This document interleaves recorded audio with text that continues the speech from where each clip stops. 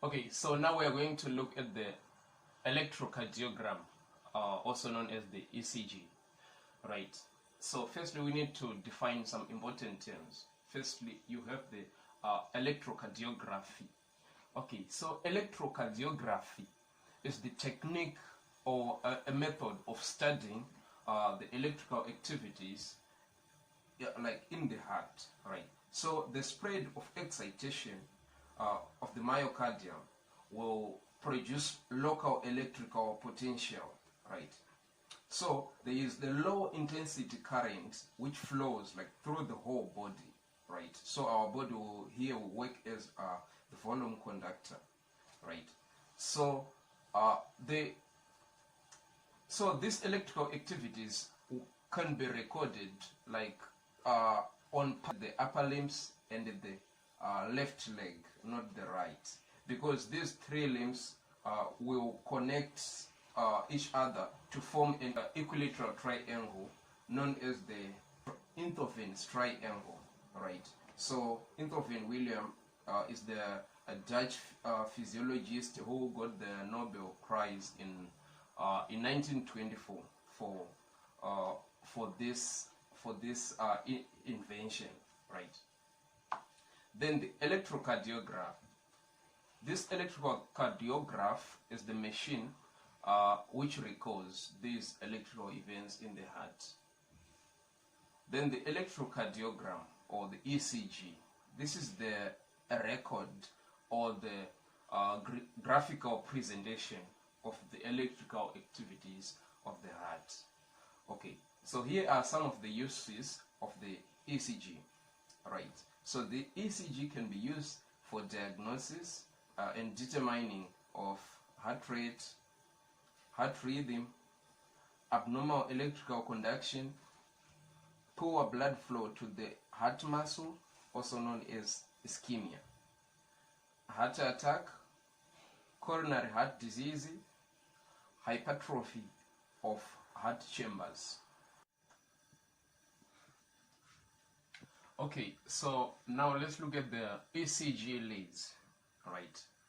Okay, so the ECG is recorded by placing electrodes on the surface of the body, and the information will be conveyed to the machine, to the ECG machine. Okay, so we use a right arm, left arm, and left leg. Okay, so a connection from these limbs gives an imaginary point where the heart is actually located.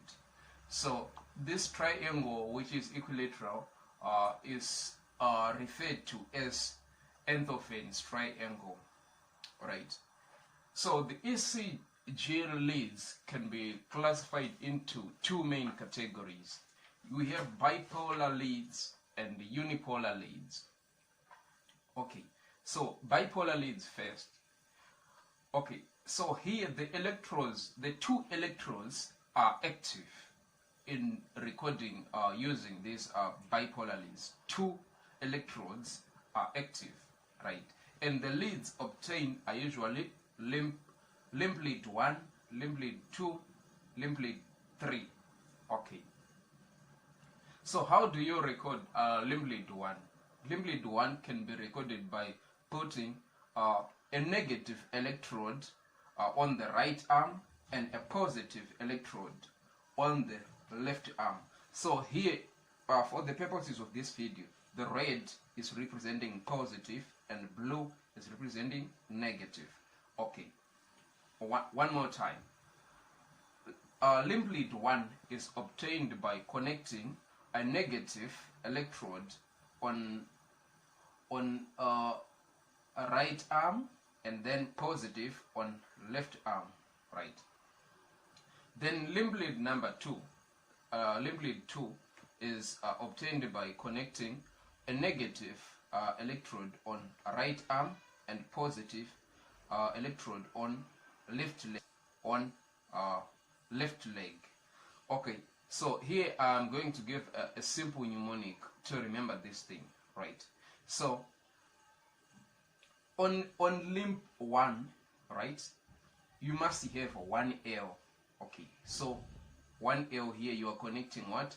Right arm and left arm. So here you only have 1 L. Right. In a limb lead 2, you must have 2 L's. So you are connecting this one, this 2 L, and here there is no L. So equation balanced. And then on limb lead number 3, you are connecting there is this L and there is double L. So you have 3 here. Okay, so that's all about the bipolar leads, right? Now going to the unipolar leads, right? On unipolar leads, 1 is active, 1 electrode is active, right? So EA here is representing active electrode, and this one is usually connected, is usually positive, right? And then we have this EI. This EI is representing indifferent electrode, which is a composite negative electrode, right? So, but bear in mind that the bipolar leads, this one is standard, is also referred to as like active recording, right? Because like 2 electrodes are active, right? This one, only 1 is active, right? So in this unipolar leads can be further classified into 2 minor groups. We have a unipolar limb leads and unipolar chest leads, right?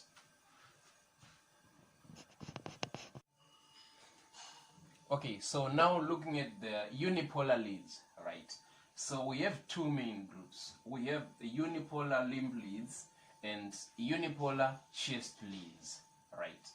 Unipolar limb leads first. They are also called augmented limb leads or augmented voltage leads, right? So here we have 2 electrodes, as we said before, we said there is unipolar means only one electrode is active, right? So EA here representing active electrode. So this one is connected to 1 limb, right? And then the negative electrode, which is the indifferent electrode, will be connected to the other 2 limbs through a resistance, right? Okay, so you have 3 types of leads under the unipolar leads, right? There is AVR. To get the AVR, right, the active electrode will be connected to the right arm, right? And then the other 2 limbs, which are the left arm and the left leg, will be connected to indifferent electrode. All right. To obtain a VL lead, right? To obtain this lead, the left arm will be connected to the active electrode, and then the right arm and the left leg will be connected to the indifferent electrode. And lastly, to get AVF lead, to get this one, the active electrode is connected to the foot, left foot. So here to put leg, it will be similar to this one. So here it's leg basically, but foot just to avoid confusion. So this one, the left foot will be connected to active electrode, and then the both arms, the left and right arms, will be connected to the what? To the indifferent electrode, right? Through a resistance, right? So that's all about the unipolar leads, right? Now going to the, this was unipolar limb leads. Now going to the unipolar chest leads, right? So unipolar chest leads, they are also called V leads or pericardial chest leads, right? Okay, so firstly, what you need to remember here, I say this, or in terms of electrodes, the red color is representing positive and the blue representing the negative, right? So what will happen is the indifferent electrode, right, will be connected to right arm, left arm, and left leg, right, and it will be connected through a resistance of 5,000 ohms, right, and then connected to the beast, the ECG machine, right. So this one is the indifferent electrode, right, connecting what the limbs, all the limbs which we are using here, right. And then there is an active electrode. One active electrode will be on the chest, designated by V. So this V, it represents like the vector, so V for vector, right. So you have different positions on the chest wall where you put this active electrode, right. So we have V1 through to V6, right. So firstly, V1 is like on the right, fourth intercostal space, right, like this, right. Okay, so here these are the ribs. Rib 1, 2, 3, 4, 5, 6, 7. Okay, so intercostal spaces 1, 2, 3, 4, right. So V1, right fourth intercostal space, right. V2, left fourth intercostal space, right. Then from V2 we go to V4. V4 is on the fifth intercostal space along the mid-clavicular line. So the reason why we skipped V3 is because V3 will be located between V4 and V2, right. So V4 on the fifth intercostal space along the mid-clavicular line, right.